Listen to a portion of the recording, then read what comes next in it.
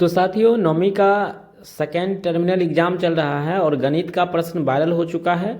Objective subjective दोनों प्रश्न viral हो चुका है। अगर आप देखना चाहते हैं तो वीडियो को पूरा देखिएगा। 100% ओरिजिनल प्रश्न ही हम आपको यहाँ से बताएंगे। कोड 110 है, ध्यान रखेंगे। चैनल को सब्सक्राइब कर लेंगे ताकि आपको सब्जेक्टिव ऑब्जेक्टिव सब प्रश्न देखने को मिल जाएगा। साथ ही साथ अगर आप इसका पीडीएफ लेना चाहते हैं तो वेबसाइट का लिंक यहाँ पर दिया गया है, डिस्क्रिप्शन में भी मिल जाएगा। वहाँ से आपको पीडीएफ क्वेश्चन का मिल जाएगा, आंसर भी विस्तार से मिल जाएगा।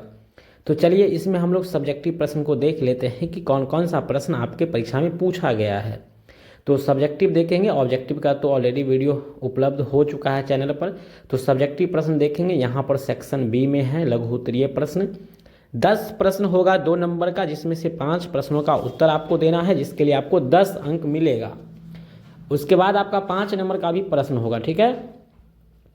तो यहाँ से आपको कोई भी 5 प्रश्न आप बना सकते हैं जो आपसे बन जाता है।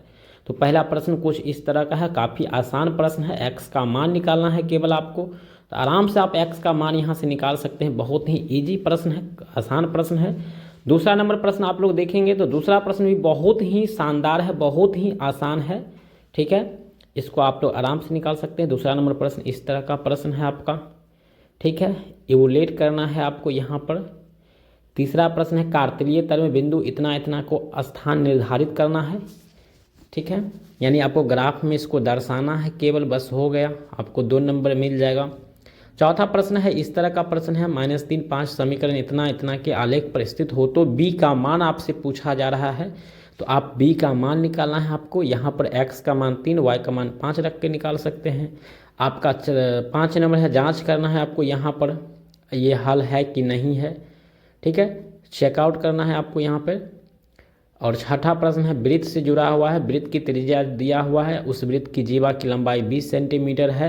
तो जीवा की वृत्त के केंद्र की दूरी ज्ञात करना है आपको। यहाँ पर पाइथागोरस का सूत्र लगा के बनेगा ये प्रश्न, तो आराम से बन जाएगा।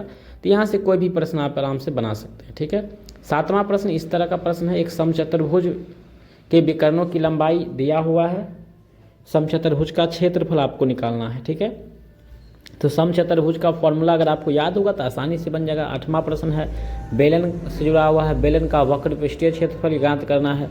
त्रिज्या और ऊंचाई दिया हुआ है, वक्र पृष्ठीय क्षेत्रफल का फॉर्मूला लगाएंगे, डायरेक्ट बन जाएगा। 9 नंबर प्रश्न है यदि घनाभ की लंबाई चौड़ाई क्रमशः 10 और 8 सेंटीमीटर है तो इसका विकर्ण निकालना है। तो घनाभ का विकर्ण का फॉर्मूला आपको ऐड करना है, बाकी बन जाएगा। अब यहाँ पे प्रायिकता से है, प्रोबेबिलिटी से क्वेश्चन है। 3 सिक्कों को एक साथ उछालने पर 20 बार उछाला गया है, प्रत्येक बार चीत आने की प्रायिकता ज्ञात करना है आपको। प्रत्येक बार कितने बार चीत आ सकता है, तो वही चीज़ यहाँ पर है, ठीक है। तो आपका बारंबारता हो गया ये। 5 नंबर का प्रश्न आपके सामने है। अब यहाँ पे इसमें से कोई 3 प्रश्न का आपको जवाब देना होगा, 5 या 15 नंबर आपको मिल जाएगा, ठीक है। तो यहाँ पर ये जो प्रश्न आपको दिया गया है इसका आपको क्या निकालना है, बहुभुज आयत चित्र बनाइए। इसको केवल आयत चित्रों में दर्शाना है केवल, बस हो गया, ठीक है। और यहाँ पे 12 नंबर है आपका आलेख खींचना। यहाँ देखिए ग्राफ पूछा गया है 12 नंबर में, 5 नंबर में 5 अंक का आपका मिल जाएगा यहाँ पर, ठीक है। तो यहाँ पर जो है ये 11वां प्रश्न को तो आपको सबसे पहले आंकड़ों का बारंबारता बहुभुज आयत चित्र बनाइए, ऐसा बात कहा जाता है। तो ये आपका यहाँ पे सूचकांक दिया है, यहाँ पे सप्ताह की संख्या दिया गया है। फिर से आपको यहाँ पे कि ग्राफ जिस तरह से आप माध्यक निकालते हैं या आयत की तरह बहुभुज बनाते हैं, 14.34 से क्वेश्चन है, ठीक है। 12वां प्रश्न बहुत आसान है, यहाँ पर ग्राफीय विधि से हल करना है आपको। यहाँ आलेख मतलब ग्राफीय होता है, घबराइएगा नहीं। 13 नंबर प्रश्न सिद्ध करें कि एक वृत्त के केंद्र से एक जीवा को समद्विभाजित करने वाली खींची गई रेखा जीवा पर लंब होता है। तो ये प्रश्न है आपका 5 नंबर का।